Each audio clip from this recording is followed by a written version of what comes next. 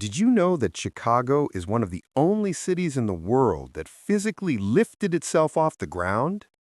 In the 1850s, engineers raised entire buildings, massive hotels, whole blocks of houses, some weighing thousands of tons, using nothing but screw jacks turned by hand. They did it to stop flooding, to make the city livable. Imagine standing on a street and realizing the entire city beneath your feet is rising, inch by inch, every day. That's Chicago, a city that lifted itself long before it ever rose to greatness. At the edge of a vast inland sea stands a place forged by water, wind, and willpower. The air smells of lake breeze and ambition. Steel towers pierce the clouds. Trains rumble through the heart of the city like veins carrying life. Chicago is alive, restless, and proud. A city that has burned, rebuilt, fallen, and risen again. But before the skyline touched the clouds, before the river ran through steel bridges, this land was wild. It was open and endless, a meeting ground of forests, prairies, and shimmering water. For centuries, the Potawatomi, Miami, and Ojibwe peoples called this place home. They hunted deer in the woods, fished in the rivers, and followed the rhythm of the seasons. They called it Shikaakwa, meaning the place of the wild onions. The name would survive. The land, though, would change forever. To those who lived here first, this was sacred ground, a natural crossroads between two worlds. The Chicago River flowed gently toward Lake Michigan, and just beyond a narrow stretch of land lay the Des Plaines River, which led south to the Mississippi River. It was one of the only places in North America where you could travel from the Great Lakes to the Gulf of Mexico almost entirely by water. A bridge between North and South, between old worlds and new. In 1673, two French explorers, Louis Joliet and Father Jacques Marquette, paddled down this very river and saw what few others had seen, a connection that could shape the future. Standing in the tall grass, surrounded by the endless horizon, they imagined a city that did not yet exist, a place that could unite a continent. Joliet immediately recognized the strategic value of the small watershed divide and the easy portage it offered, proclaiming it an ideal location for a great city that could control the commerce of the continent. A century and a half later, their vision began to take form. In the early 1800s, a small trading post appeared on the riverbank. Native tribes were pushed from their ancestral lands by treaties signed under pressure. The process of land acquisition was brutal, forcing the indigenous population westward, despite their deep historical connection to the land of the wild onions. The wilderness turned to farmland. Wooden cabins rose from the mud. The terrain itself was challenging, a low, flat, marshy plain that made even simple construction difficult and often resulted in standing water. The military presence of Fort Dearborn provided a fragile anchor for the initial settlement, but it was the promise of commerce that truly fueled its growth. By 1833, there was a town here, a tiny settlement of just 350 people, but it was growing fast, and it carried something powerful: possibility. This period saw the first organized town government, determined to transform the muddy outpost into a viable commercial center. The settlers, mostly Yankees and European immigrants, brought with them a relentless ambition and a willingness to tackle the overwhelming physical challenges of the landscape. By 1837, Chicago was officially a city. Its population doubled and doubled again. Its streets echoed with the languages of immigrants: Irish, German, Swedish, Polish, all drawn by the promise of opportunity. The famine in Ireland and the political upheavals in Germany drove thousands to seek refuge and a new start in this booming frontier town. the city expanded horizontally with simple, quickly constructed wooden buildings clustered around the river. It was a city built by hands that had nothing and hearts that wanted everything, all sharing a common belief in the American dream and Chicago's future role as a continental hub. The location made it unstoppable. Ships came through the Great Lakes, linking it to the industrial East. The construction of the Illinois and Michigan Canal, finally completed in 1848, was a monumental feat of engineering that provided the long-sought connection to the Mississippi River system. This canal, in effect, turned the natural crossroads of Joliet's dream into an industrial reality. Railroads spread like lightning bolts in every direction, cementing Chicago's status as the undisputed rail capital of the nation. It became the beating heart of a young nation, the gateway between East and West, between industry and imagination, the primary node for moving grain, livestock, and lumber from the western plains to the eastern cities. But it wasn't easy living. The low-lying ground was swampy, floods were constant, particularly in the spring, and stagnant water allowed sickness to spread rapidly through the streets. Cholera epidemics were recurring and deadly, wiping out significant portions of the population. The city's original system of shallow wooden pipes for water and rudimentary sewage ditches was completely inadequate. The people understood that their ambitious city was literally poisoning itself on its own land. To sustain their dream, they had to conquer the ground itself. So the people did the unthinkable. They lifted their city off the ground. The decision to raise the entire grade of the city by up to 14 feet was perhaps the single most audacious municipal project of the 19th century. The plan, spearheaded by Chief Engineer Ellis S. Chesbro, involved installing miles of new brick sewers above the existing swampy surface, which then necessitated raising all the streets and existing buildings to match the new grade. This was urban renewal on a titanic scale, accomplished with astonishing ingenuity and brute force. Engineers like George M. Pullman and James Brown were pioneers in the craft of house raising. Using a network of thousands of simple, hand-operated screw jacks, groups of laborers would synchronize their movements to lift entire buildings, 1 inch at a time. The coordination was meticulous, with a foreman shouting instructions to ensure every part of the foundation rose uniformly. Some hotels, weighing thousands of tons, were jacked up while guests were still eating dinner inside, completely unaware of the gradual ascent. The famous 4-story, 25,000-ton Tremont House Hotel was raised without disrupting its operation. It was a decade-long project of continuous elevation, moving street after street, block after block, transforming the city's profile as if by magic. It was one of the most daring engineering projects of the 19th century, a monumental achievement that secured the city's future by solving its public health crisis and proving Chicago's indomitable spirit. For a moment, Chicago seemed untouchable, a rising star. By 1870, it was one of the fastest-growing cities in the world, a modern marvel of commerce and infrastructure. Then came the night that changed everything. It was October 8, 1871. The wind was dry, the air heavy, and the city was made almost entirely of wood, much of it dried out after a prolonged drought. Somewhere on the west side, a spark ignited.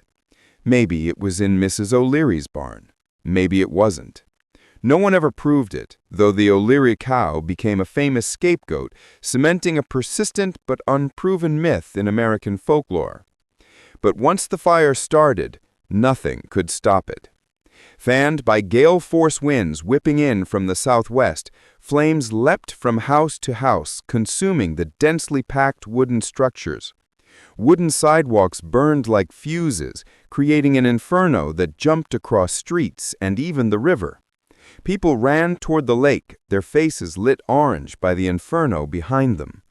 The fire was so intense it created its own weather, a fire tornado, and melted iron and stone. The sky glowed red for miles, visible hundreds of miles away. Churches, homes, entire neighborhoods gone within hours, culminating in the destruction of the city's waterworks, which doomed the final efforts to fight the blaze. For 2 days and nights, the Great Chicago Fire devoured everything in its path. When it finally ended, 3 square miles of the city had vanished. 17,000 buildings were reduced to ash. 100,000 people, a third of the population, were left homeless. The economic loss was staggering, estimated at $200 million. But Chicago did not surrender. From the ashes rose something stronger. The famous rallying cry, "I will," captured the city's immediate resolve. Within days, tents and makeshift shelters filled the streets. Architects, engineers, and visionaries came from across the country to help rebuild. Crucially, the city leaders immediately passed stricter building codes, banning wood construction in the central business district. The insurance money and an influx of capital poured in, eager to rebuild the city that was too strategically important to fail. The city that had burned to the ground became a laboratory of innovation. They rebuilt with brick, stone, and steel. They dreamed higher, literally. The urgency and scale of the rebuilding effort allowed Chicago architects to experiment freely with new structural ideas and materials, unconstrained by the traditions of older Eastern cities. This experimentation was critical. And just 14 years later, in 1885, something happened that changed the world. The home insurance building opened, the first skyscraper in human history. Designed by William LeBaron Jenney, it was 10 stories tall, supported by a revolutionary load-bearing skeleton of cast and wrought iron, later replaced by steel, which allowed the exterior walls to be merely a curtain, not a support. It redefined what a city could be, proving that vertical growth was possible. The sky was no longer the limit. This invention launched the modern architectural era, making Chicago the birthplace of the skyscraper. By the end of the 19th century, Chicago was the industrial heartbeat of America. Railroads crisscrossed the city, making it the central hub for the movement of goods and people. The Union stockyards became the meat capital of the world, processing millions of animals and feeding a growing nation with a cold efficiency that astonished visitors. The air smelled of smoke and ambition, a pungent mix of the industries that powered the nation. In 1893, Chicago hosted the world's Columbian Exposition, the White City. This massive fair was intended to celebrate the 400th anniversary of Columbus's arrival, but it became a triumphant showcase of America's recovery and technological dominance. It was a wonderland of glowing electric lights, fountains, and marble halls, a beautiful, planned vision of a perfect city, designed by Daniel Burnham and Frederick Law Olmsted. Millions visited, walking under the shining towers of progress. For the first time, ordinary people saw electricity, moving walkways, and giant Ferris wheels invented for the fair. It was the birth of modern America, and Chicago was its stage, setting the standard for urban planning and inspiring the City Beautiful movement. But beneath the glory, life was hard. In the slaughterhouses and factories, workers labored long hours in brutal conditions. Sweat and smoke filled the air. Children worked beside their parents, facing constant danger and exploitation. Author Upton Sinclair would later describe this harsh reality in The Jungle, a novel that exposed the unsanitary practices and the cruelty of the meatpacking industry, directly leading to the passage of the Pure Food and Drug Act of 1906 and permanent change across the nation. And yet, the people endured. They organized, protested, and demanded justice. Chicago became the flashpoint for the labor movement. The Haymarket Affair of 1886, a rally for an 8-hour workday, ended in tragedy when a bomb exploded, killing police and workers alike. It shocked the world, but also ignited a global labor movement, leading to the creation of May Day as a workers' holiday. The voices of Chicago's workers would echo far beyond its borders. Then, as the 20th century dawned, Chicago changed again. A new wave of people arrived, African Americans moving north during the Great Migration. Fleeing violence and limited opportunity in the South, they arrived seeking better jobs and greater freedom. They settled predominantly on the South Side, creating vibrant communities like Bronzeville and carrying with them the sound of the South, the blues. In smoky clubs on the South Side, guitars cried and pianos thundered. The blues told stories of hardship and hope, of heartbreak and resilience. Record labels like Chess Records immortalized the sound of the electric blues, amplifying the music of legends like Muddy Waters, Howlin' Wolf, and Etta James. Out of these sounds grew jazz, rock, and the heartbeat of American music. From the smoky stages of Bronzeville to the bright lights of downtown, Chicago's voice could be heard everywhere, fundamentally shaping American culture. The city became a magnet for creativity. Poets like Gwendolyn Brooks captured its soul. Architects like Frank Lloyd Wright reshaped its horizons with the Prairie School, and innovators in every field left their mark. But Chicago also had a darker rhythm. The era of Prohibition brought gangsters, corruption, and gunfire. Al Capone, ruling through a vast network of speakeasies and illegal liquor distribution, turned the city into a symbol of organized crime. Newspapers called it the City of Sin. Yet even then, amid chaos, the city refused to lose its spirit, continuing to foster artistic and intellectual growth. Decade after decade, Chicago reinvented itself. It weathered depressions, wars, and political scandals. It gave birth to skyscrapers, jazz, civil rights movements, and dreams that reached far beyond its borders. The city's immense political machinery, often controversial, nonetheless powered massive infrastructure projects, including the reversal of the Chicago River to improve sanitation, another immense engineering feat. In 1973, another miracle of steel rose into the sky, the Sears Tower. At 1,450 feet, it became the tallest building on Earth, designed by Skidmore, Owings, and Merrill using the innovative bundled tube structure. Standing at its top, you could see 4 states at once. It was more than a structure, it was a message to the world. This city, once reduced to ashes, now touched the clouds, once again claiming the title of the world's architectural leader. But Chicago's greatness isn't just in its towers, it's in its people. The teachers, the cab drivers, the cooks, the students, the immigrants who built neighborhoods brick by brick. It's the laughter of children playing in the summer heat, and the echo of basketball on a cracked court, and the music drifting through open windows on warm nights. Walk through the city, and you'll hear the world. Spanish in Pilsen, Polish in Avondale, Urdu in Devon, Mandarin in Chinatown, Arabic in Bridgeview. Every block tells a different story, and together they form a chorus. Today, over 2.7 million people call Chicago home. They live in a city of contradictions, rich and poor, old and new, divided yet connected. It's not perfect, no city ever is.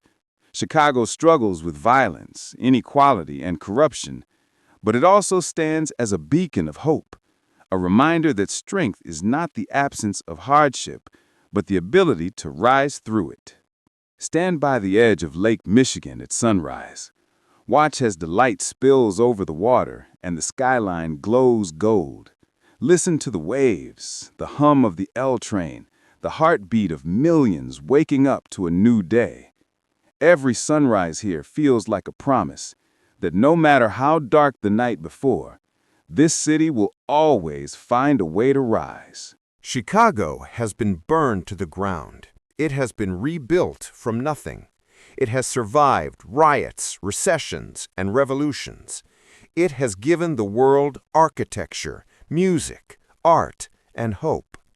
It has been called the City of Big Shoulders, not for its size, but for its strength. Because Chicago isn't just a city, it's an idea, a belief that even from the ashes, something greater can emerge.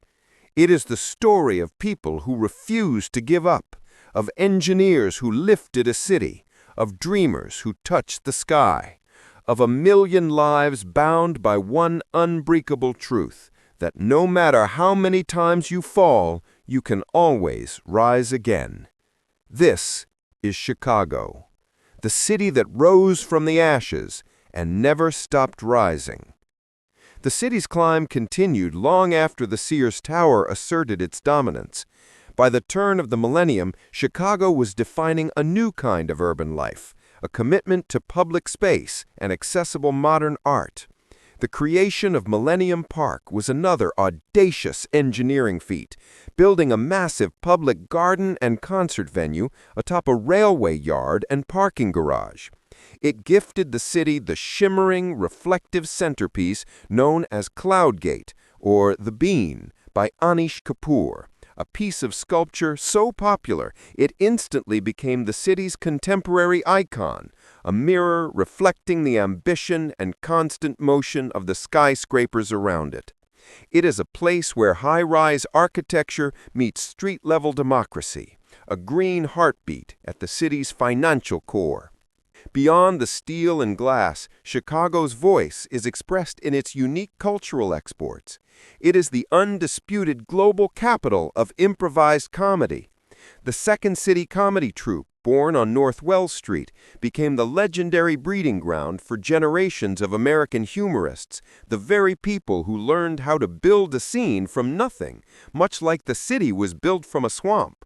This tradition of quick wit, self-irony, and collaborative creation is Chicagoan at its core, a willingness to tear down an idea and build a better one, live on stage. This same intensity defines the city's literary soul. Though often overshadowed by the New York publishing world, Chicago fostered a powerful, honest tradition known as the Chicago Literary Renaissance, giving voice to grit and reality. Writers like Saul Bellow, Richard Wright, Carl Sandburg, and Nelson Algren mined the city's streets, stockyards, and political machine for their stories, telling American truths with an unflinching eye. They wrote about the city of big shoulders, accepting its hardness while celebrating its enduring hope. The city today is a complex mosaic, a place where the grandeur of the Loop's architecture gives way to the intimate, historic charm of neighborhoods. Walk west of the river and you enter the artistic enclaves of Logan Square and Wicker Park, where historic greystones meet modern bistros. Head south to Hyde Park and you find the intellectual rigor of the University of Chicago, a hub of Nobel laureates and progressive thought, a place tied to both atomic science and the dawn of the civil rights movement. The lakefront remains its greatest jewel, 26 miles of public parkland, a deliberate gift from early planners that ensures the magnificent inland sea is accessible to every single citizen, a truly democratic shoreline that none can own. Yet the city's strength is continually tested. The same powerful, sprawling ambition that led to the tallest buildings and the biggest industries has also created persistent challenges of segregation, educational inequality, and political power struggles. Chicago's resilience is not a story of a battle won, but a story of a battle continually fought. It is in the relentless advocacy of community organizers, the unyielding efforts of teachers in underserved schools, and the constant striving of entrepreneurs across its 77 defined community areas that the true I will spirit lives on. The city demands commitment, but it rewards it with a sense of ownership, a fierce pride that defines the Chicagoan spirit. To stand on the Riverwalk at dusk, watching the light catch the steel canyons, one feels the full weight of history.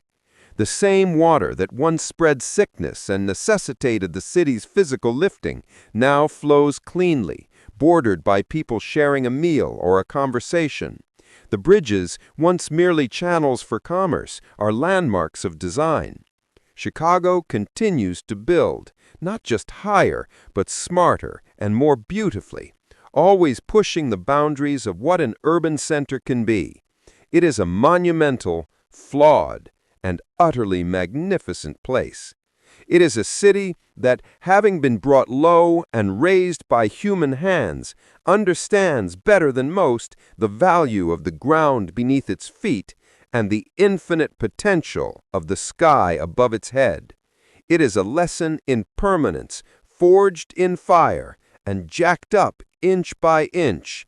Chicago is a city that simply cannot be defeated.